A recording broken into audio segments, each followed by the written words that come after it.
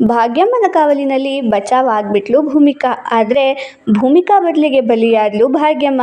ಶಕುಂತಲ ತಂತ್ರಕ್ಕೆ ಪ್ರತಿ ತಂತ್ರ ಕೊಟ್ಟೇ ಬಿಟ್ಲು ಭಾಗ್ಯಮ್ಮ. ಅಮೃತ ಧಾರೆ. ನೆನ್ನೆ ಎಪಿಸೋಡ್ ವಿಡಿಯೋದಲ್ಲಿ ಭೂಮಿಕಾ ಕತೆ ಮುಗಿಸ್ಬೇಕು, ಭೂಮಿಕಾ ಮಗು ಮುಗಿಸ್ಬೇಕು ಅಂದ್ಬಿಟ್ಟು ಶಕುಂತಲಾ ಮತ್ತು ಲಕ್ಷ್ಮೀಕಾಂತ್ ಇಬ್ರು ಶಾಕ್ ಟ್ರೀಟ್ಮೆಂಟ್ ಪ್ಲ್ಯಾನ್ ಮಾಡಿದರು. ಅಂದರೆ ಮೆಟ್ಲು ಮೇಲೆಲ್ಲ ನೆಲ ಒರೆಸಿದವ್ರ ಮೇಲೆ ಬರಲಿ ಅಂದ್ಬಿಟ್ಟು ನೆಲ ಒರೆಸಿದ ತಕ್ಷಣ ಅಲ್ಲಿ ಮತ್ತೆ ನೀರು ಹಾಕಿ ಕರೆಂಟ್ ವೈರ್ನ ಪಾಸ್ ಮಾಡಿರ್ತಾರೆ. ಅಣ್ಣ, ಈ ಸರ್ತಿ ನಾನೇ ಆ ಕಾಡ ಕೇಳ್ದಿದ್ದೀನಿ.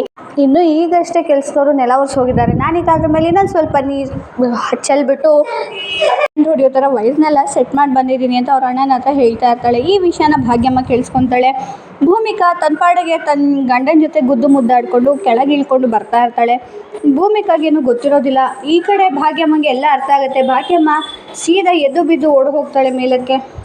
ಭೂಮಿಕಾ ಆ ಕಡೆಯಿಂದ ಬರ್ತಾ ಇರ್ತಾಳೆ. ಭಾಗ್ಯಮ್ಮ ಭೂಮಿಕಾ ಮುಖಾಮುಖಿ ಆಗ್ತಾರೆ. ಭಾಗ್ಯಮ್ಮ ತನ್ನ ಭಾಷೆಯಲ್ಲಿ ಆ ಅಂತ ಹೇಳ್ತಾ ಇರ್ತಾಳೆ. ಅಲ್ಲಿಗೆ ಬರಬೇಡ ಅಂತ ಭೂಮಿಕಾಗೆ ಅರ್ಥ ಆಗೋದಿಲ್ಲ. ಅತ್ತೆ ಏನು ಹೇಳ್ತಿದ್ದೀರಾ ಬನ್ನಿ ಅಂದಾಗ ಅಂತ ಕೈ ಇಲ್ಲ ಅಂತ ತೋರಿಸ್ತಾಳೆ. ಆಗ ಸರಿ ನಾನೇ ಬರ್ತೀನಿ ರೀ ಅಂದಾಗ ಇನ್ನೇನು ಭೂಮಿಕಾ ಅಲ್ಲಿ ಹೆಜ್ಜೆ ಇಟ್ಬಿಡ್ತಾಳಲ್ಲ ಅಂತ ಭಾಗ್ಯಮ್ಮನೇ ತನ್ನ ಹೆಜ್ಜೆನ ಕರೆಂಟಿನ ಮೇಲೆ ಇರ್ತಾಳೆ. ಕರೆಂಟ್ ಹೊಡೆಯುತ್ತೆ. ಅತ್ತೆ ಏನಾಯಿತು ಅಂತ ಹೇಳಿದಾಗ ಶಾಕಿಗೆ ಒಳಗಾಗಿರ್ತಾಳೆ ಭಾಗ್ಯಮ್ಮನ ಮುಟ್ಟಿದ ತಕ್ಷಣ ಭೂಮಿಕಾಗೂ ಶಾಕ್ ಹೊಡೆಯುತ್ತೆ. ಆಮೇಲೆ ಭೂಮಿಕಾಗೆ ಹೆದರಿಕೆ ಆಗುತ್ತೆ. ಅಷ್ಟರಲ್ಲಿ ಯಾರೋ ಹೋಗಿ ಮೇನ್ಸ್ನ ಆಫ್ ಮಾಡಿ ಬಂದುಬಿಡ್ತಾರೆ. ಭಾಗ್ಯಮ್ಮಗೆ ಒಂಥರ ಲಕ್ವ ಹೊಡೆದಿರೋ ಥರ ಆಗೋಗಿರುತ್ತೆ.